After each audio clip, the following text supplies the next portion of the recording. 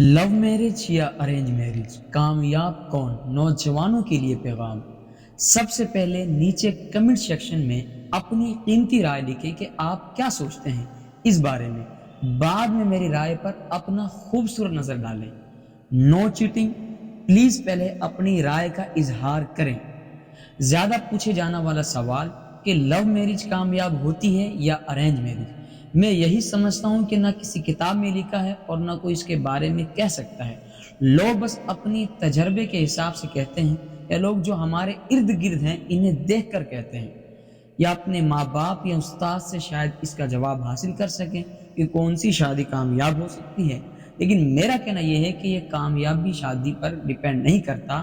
شادی تو بس ایک رشتہ ہے، لیکن اس رشتے کو نبھانا ان دو انسانوں پر ڈیپینڈ کرتا ہے کہ کیسے اس شادی کو کامیاب بنایا جائے۔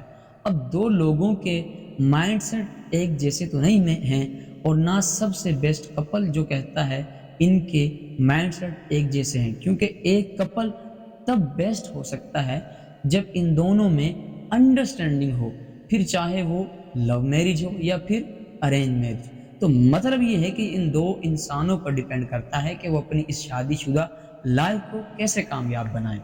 تو اس کا جواب یہی ہے کہ شادی نہ لو میرج سے کامیاب ہو سکتی ہے اور نہ ارینج میرج سے۔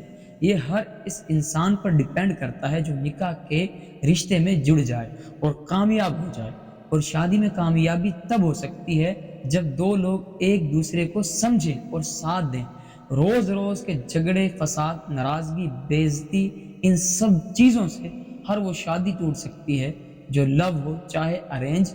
رشتوں کو کامیاب بنانا یا جڑنے کے لیے ہمیشہ جھکنا پڑتا ہے، اور یہ دو سائیڈ سے ہو تب وہ شادی کامیاب ہو سکتی ہے۔ السلام علیکم ورحمۃ اللہ وبرکاتہ۔